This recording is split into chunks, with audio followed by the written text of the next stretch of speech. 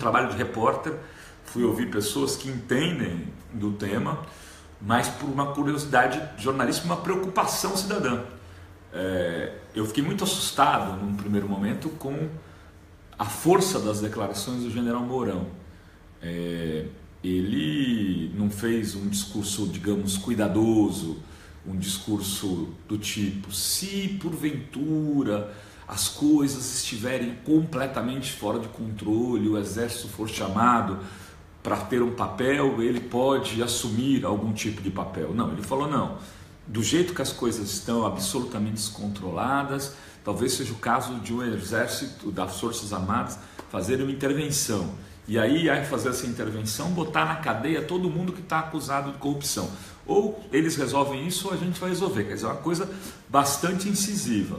Disse isso e, na sequência, foi, de certa forma, defendido por um outro general que teve um papel importante, que é o general Heleno, que foi das forças de paz, entre aspas, no Haiti. Uma força que, inclusive, foi ao Haiti no governo Lula, muito questionada por setores progressistas. Depois dessa declaração do Heleno, que é um general, digamos, menos radical que o Mourão, com todos que eu conversei, as pessoas dizem que essa declaração do Mourão nos surpreende, porque ele a despeito de ser o general mais antigo hoje do Exército, ele está há 6 meses para cumprir a sua aposentadoria, o seu tempo de serviço. Ele também é um dos mais radicais, é um dos mais, digamos,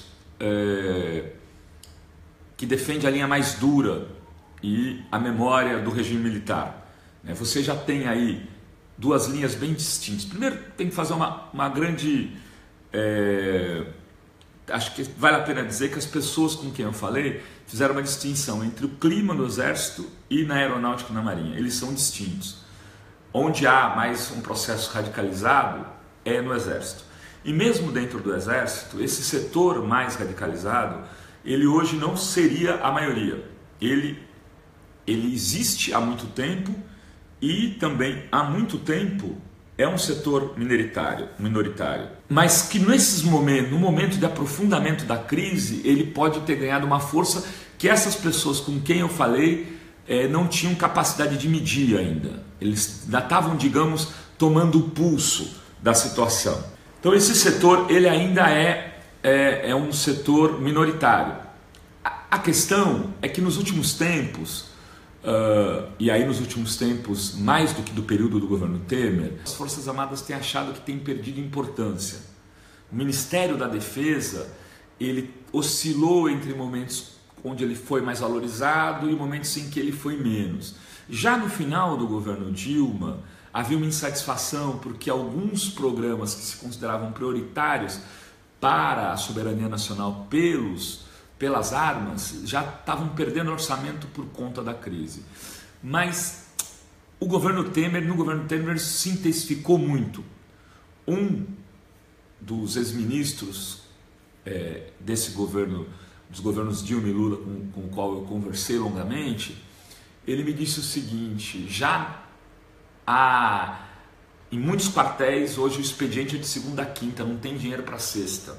Então não tem bala para treinamento, não tem as botas adequadas, não tem fardamento adequado, eles não estão conseguindo mais fazer recrutamento como queriam, o projeto de fronteiras foi jogado no lixo, enfim, não tem recurso, não só mais para os grandes projetos, mas nem sequer para o dia a dia. Essa é uma coisa. Outra é que ali o que uma certa classe média do Exército, aquela que não é nem os generais, nem os comandantes do alto comando, e nem também ali o soldado, o sargento, o cabo, fica ali entre os tenentes mais altos, ou o capitão, esses cargos intermediários, eles teriam perdido bonificações, gratificações. Isso também ampliou a insatisfação.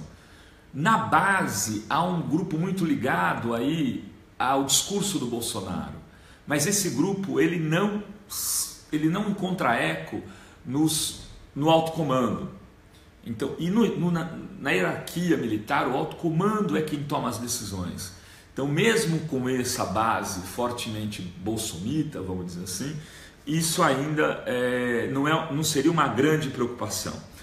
Mas com todo esse processo da crise, digamos, de valores, para quem está nas Forças Armadas, o chefe das Forças Armadas ainda continua sendo o presidente da República.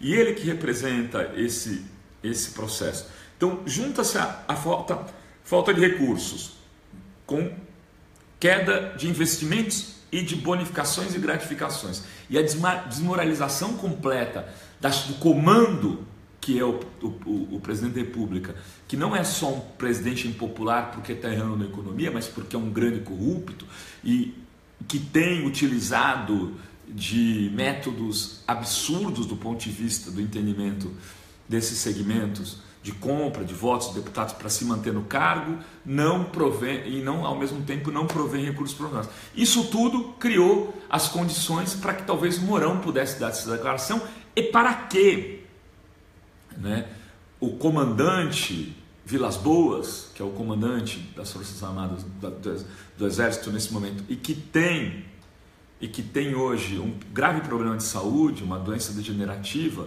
que o enfraquece também de alguma forma, que ele não pudesse ter condições de punir o general que deu as declarações, o Mourão. É preciso, não se deve desconsiderar a inteligência do Vilas Boas.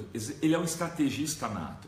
Ele pode ter percebido que não seria inteligente naquele momento dar a punição ao Mourão e que talvez fosse aquilo que o Mourão desejasse, para se tornar um mártir e sair dali, ser punido, ser mandado para a reserva e sair nas condições que talvez ele desejasse, incluindo aí uma opinião de uma outra pessoa, a possibilidade de Mourão vir a substituir o Bolsonaro. Porque entre esse alto comando ainda há uma resistência muito grande ao nome do Bolsonaro como candidato à presidência da República, em nome das Forças Armadas. Porque o Bolsonaro é entendido como uma pessoa de QI desprezível, o que de certa forma não deve ser exclusividade dos comandantes das Forças Armadas acharem isso dele, né? Que o Bolsonaro não é um cara comprometido de alguma forma com o pensamento dessas forças do alto comando, né? Ou seja, talvez fosse o que ele desejasse, ser punido para poder vir a substituir o Bolsonaro na corrida presidencial, muito mais do que talvez fazer um forfé que levasse de fato à intervenção militar.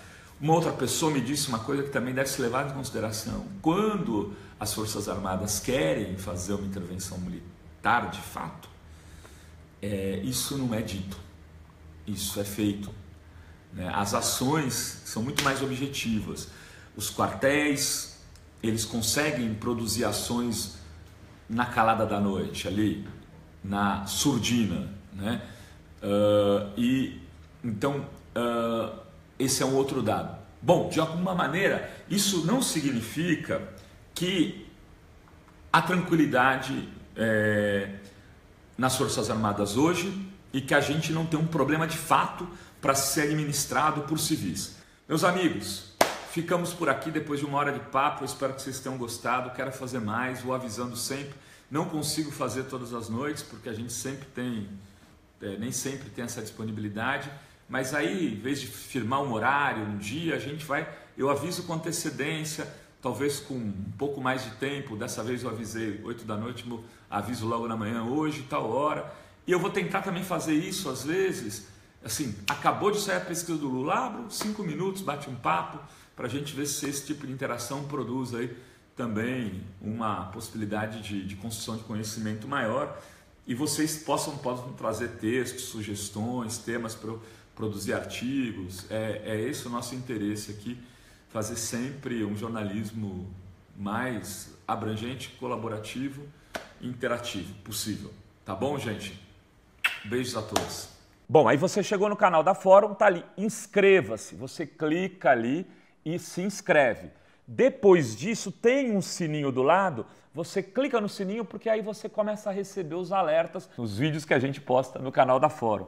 Parece complicado, mas não é, muito simples. Se inscreva lá.